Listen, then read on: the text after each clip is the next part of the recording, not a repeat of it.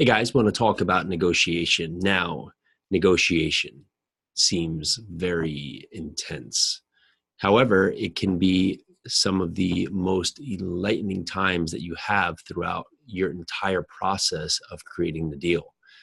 Everyone seems to immediately focus on price, where in fact, the price is almost the last thing of the negotiation. Here are a few key tactics to help you really be a great negotiator, and really take your negotiation skills and tactics to the next level. The first one is you want to analyze the data before you go into any negotiation. If you show up and you come to a property and you're just basically focusing on that one as, let's say, a single family house, and you're there negotiating with the homeowner, and ideally you don't understand that the best and possible use of that property is you can knock it down and build a 10-unit apartment complex because you didn't research the data. Well, that puts you at a disservice, and you may be negotiating for the house only and not really for the bigger picture because you didn't understand that. Consequently, the homeowner may not realize that at all, and it may put you at an advantage. Also, if you do not understand that maybe there is a bus stop the next corner over, which makes that area much more desirable because it takes you right downtown to all of the workflow. So it's really a hotspot for millennials. You're putting yourself at a disservice. Also, if you're negotiating out of state and you understand that the vacancy trends for that particular submarket is actually half of what that property is actually operating out, that you would have that upside to go in there and improve that property, you're now also putting yourself at a disservice. So make sure you're really doing a big mindset with all the data set before you're actually even starting the negotiation. The next one is number 2, rapport. You need to create rapport with the seller. What you're going to find is that going in there and talking numbers from the front part, you may be missing the entire stage. So you do want to create rapport. You want to go in there and understand what they're doing, understand about their property, understand why they're looking to sell, what's their motivation. If there's family pictures, has their family moved out of state? Do they have a sick mother they need to tend for? Are they having their job relocate somewhere else? Ask about them. Be just genuinely interested in them. It's something that so many people miss. Is we're all here to help, and if you're not looking at how we can actually help the seller, then in fact we're not getting the best and greatest use out of our negotiation. I would also look to analyze my position. If I'm there and I can help them because maybe it's a 2-story house and the husband had just fallen down the stairs because he's an elder gentleman, had just had hip replacement, and they just want to move somewhere that's a single-story house. How can I help them? Can I offer to find them another house through a realtor in a senior community that's predominantly single-story houses? Do they need help sourcing a rental van? Analyze your position, see where you are and where you are in the chain of being able to help.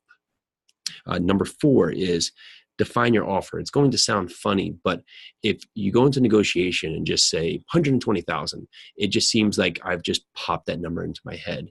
But if I went in there and after we've now basically done the data analysis, created our rapport, done all of the steps of analyze our position, and we come to our mind to find a number that instead of 120,000, we say 121,343.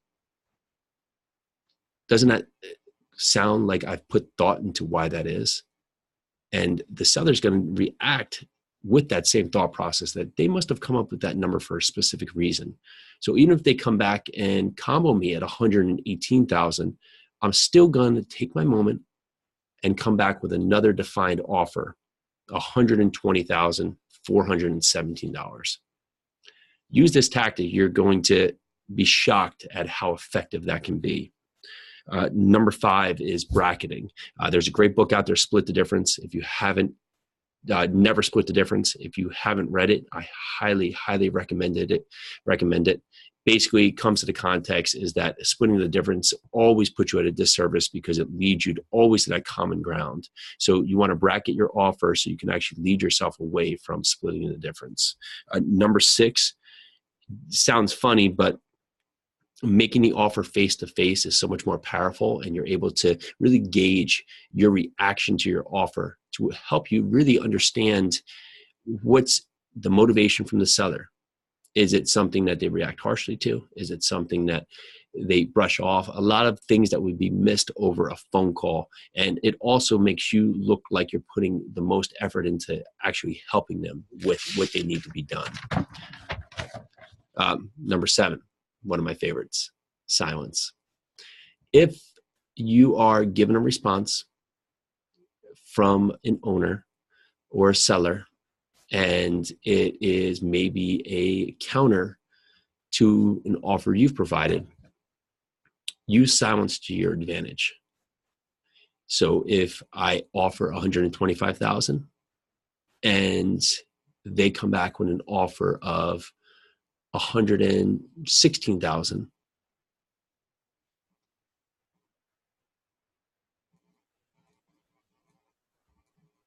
so you guys just got really uncomfortable. But if you do that to a seller, they're also going to get uncomfortable with why you're being so silent and why you're taking a moment to respond. You actually can have a seller renegotiate against themselves because they're trying to understand what you're thinking. And that $116,000 offer, they may come up to 117, 120. You will see all kinds of things happen just with the implementation of silence. Ensure friction. The worst offer that you can accept is the offer that has no rejection. If someone has a property listed for $100,000 and I put in $50,000 and they say, accepted. Well, in my mind, I'm always going to be curious why they didn't accept that offer. Now, in that fact, it could be nothing. It could be sheer just luck. However, very rarely is there something just sheer luck. There's always something that's going to stand out to be a reason why you would in fact have that kind of luck. And now you may have the price you want, but if they're going to give you a price you want, change the terms. If they want to close in a month, make it 3 weeks. Always create some kind of friction in your offer negotiation so someone doesn't feel like they're getting cheated. These great words as number 9 can really help you along with your negotiation. If there's a response that comes, whether it be timeline, whether it be reservation, whether it be price, if you can respond with these words, you'll have to do better than that. Those words right there will help you throughout the negotiation process because they don't pigeonhole you into a certain response. It basically puts it right back onto the seller. I'll give you $115,000. My response, you'll have to do better than that. How much better? Well, make me an offer and we'll see if that's good enough. Using these, it doesn't pigeonhole you into a response and you set yourself up where if they now said 115,000, you say 120,000, and they try and split the difference. However, if they say 115,000 and I say you'll have to do better than that, maybe it'll say 121,000. Allow them to negotiate against themselves. It's a very, very, very strong point. And lastly, no negotiation can always get you to the finish line. You have to be okay to walk away. If you don't walk away, then many times you're going to leave with a bad deal. Now, a tactic is right when you get to the door, you could turn around and say, is there anything we could have done to make this work out today? That could be one last ditch offer you could see to see if there's some kind of point that the seller can now position himself into to get you to the finish line. However, do not be afraid to walk away. Good deals are good deals, but buying a bad deal is hard to get out of. Okay, guys.